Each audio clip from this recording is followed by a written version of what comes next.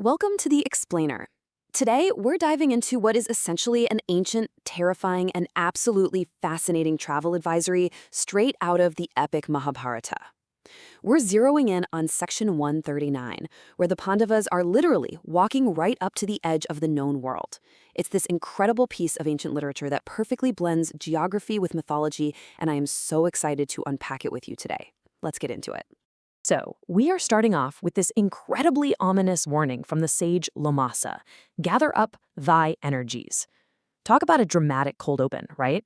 This drops us straight into a high-stakes mission briefing. Just imagine you're traveling through some seriously treacherous terrain, and your seasoned, mystical guide suddenly stops, turns around, and essentially says, "Brace yourselves for what comes next." That is exactly what Lomasa is doing here for King Yudhishthira and his brothers. He's letting them know point blank that casual travel is officially over.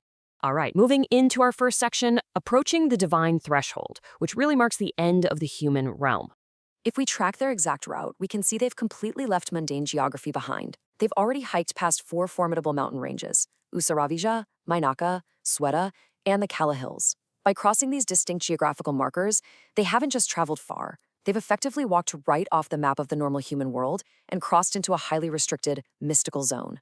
And man, as they cross that threshold, what they see is just awe-inspiring. It's a landscape of pure holiness. You've got the 7 Gangas flowing and Agni, the sacred fire, blazing continuously without any break. But here's the real kicker. This is a wonder completely unseen by any son of Manu, meaning no normal human being has ever laid eyes on this place. The Pandavas are only getting this VIP view because of their immense asceticism, their self-command, and of course, the protection of their guide. And I love this part, because it brilliantly illustrates the stark duality of their destination, Mount Mandara. On one hand, it's literally the playground of the gods, marked with divine footprints, total, ultimate spiritual purity. But on the exact same token, it is fierce, entirely impenetrable, and crawling with terrifying Rakshasas. The big takeaway here is that in this ancient text, a sacred space definitely does not equal a safe space. It's incredibly holy, yes, but simultaneously deadly and strictly off-limits if you aren't prepared. Which brings us right to our next section, Guardians of Mount Mandara. This is basically a tactical threat assessment of this restricted zone. As they approach the white rock of Mount Mandara, Lomasa flips from being a spiritual guide to sounding almost like a tactical commander. He immediately introduces the overlords of the region, Kuvera and Manibhadra, the incredibly powerful kings of the Yakshas. Lomasa is making sure the Pandavas understand they aren't just wandering into some unowned wilderness. They are walking into heavily guarded, sovereign royal territory. Let's talk numbers.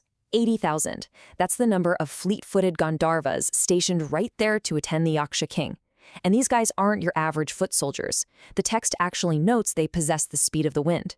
And even more terrifying, their power is so massive that they can literally overthrow the Lord of the Celestials from his very seat.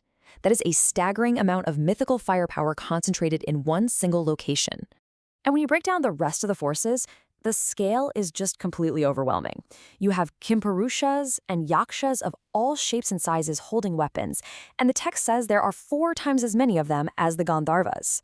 If you do the math, that is 320,000 heavily armed entities. Throw in the fierce Rakshasa ministers acting as elite guards, and the literally numberless Kinnaras, Nagas, and Suparnas constantly passing through to Kuvera's palace, you're looking at an unstoppable coalition of mythical power. To add to this immense, almost suffocating sense of scale, Lomapasa points out Mount Kailasa. It towers 6 yojanas in height, which is an absolutely mind-bending elevation in ancient cosmology, and it features this gigantic juju tree. This towering peak acts as a literal beacon for all those countless fierce entities moving toward Kuvera's domain. The visual of this massive mountain perfectly sets the stage for just how small and vulnerable our human heroes must feel right now. And that vulnerability leads perfectly into our next segment, Lomasa's prayer for protection. It's time to invoke some serious divine insurance. Facing these utterly insurmountable odds, the narrative takes a brilliant turn. Sage Lomasa, this incredibly wise, unflappable ascetic, resorts to desperate prayer. Look at this list. He calls upon King Varuna, Yama the conqueror of battles, the Maruts, the twin Ashwins, and basically every river, lake, celestial, Asura, and Vasu he can name. Lomasa is literally begging every conceivable element, god, and natural force in the cosmos to vouchsafe their safety. He even makes this one highly specific, echoing plea. Addressing the roaring goddess Ganga directly, he says, "O goddess of high fortune, in these mountainous regions, protect the king, worshipped by all of the Ajamita race." By acknowledging her as the daughter of the Himalaya, he's specifically asking her to throw a divine shield over King Yudhishthira as he navigates this perilous terrain. It's this intensely personal, urgent plea to the surrounding landscape itself. And then, after calling upon the entire cosmos and begging the rivers and gods for backup, Lomasa turns back to King Yudhishthira with this brilliantly blunt, chilling conclusion to his briefing. Be thou careful. Seriously, that's it.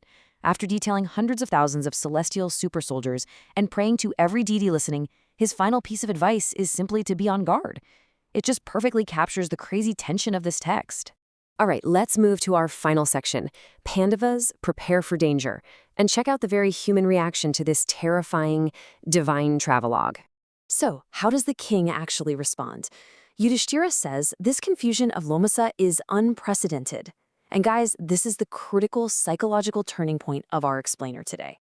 Yudhishthira isn't just spooked by the stories of Rakshasas or Gandharvas. He is deeply unnerved specifically because his usually calm, utterly fearless spiritual guide is completely rattled. If the wise guide is confused and panicked, the human king knows they are in deep, deep trouble. Realizing just how extreme the danger is, the king executes a rapid tactical pivot. He issues immediate orders to his brothers. Number 1, protect Krishna, also known as Draupadi, at all costs. He tells them, be not careless. Number 2, because Lomasa confirmed this place is extraordinarily difficult to access, he demands they practice the utmost cleanliness. You see, in this context, maintaining absolute ritual purity isn't just a religious formality, it's a critical survival tactic in an environment dominated by volatile divine forces. And that survival instinct extends to a very targeted order given to his brother, Bhimasena, who is famous for his vast prowess. He pulls Bhima aside and says, look, regardless of where our other great warrior brother Arjuna might be right now, in times of dire danger, Krishna always seeks protection from you alone. He is officially assigning his immensely powerful brother to be the ultimate last line of defense bodyguard for their wife in this chaotic realm. But right in the middle of all this insane tension, the hundreds of thousands of celestial guards, the towering mystical mountains, we get this deeply grounded, beautifully human moment. The high-souled monarch walks over to his youngest brothers, the twins Nakula and Sahadeva. As was customary to show deep affection, he tenderly smells their heads, rubs their shoulders, and with tears in his eyes, tells them, do not fear. Proceed, however, with caution. It's just this raw moment of a protective older brother trying to project strength while being fully aware of the terrifying realities surrounding them. So, here is what I want to leave you with. As the Pandavas step off the map into the terrifying playground of the gods, vastly outnumbered by hundreds of thousands of mystical warriors, and overwhelmed by a landscape unseen by any human, will human courage, purity, and brotherly love actually be enough to survive crossing the divine threshold? It's a massive cliffhanger and a perfect place to wrap up our explainer for today. Thanks for joining me on this incredible journey.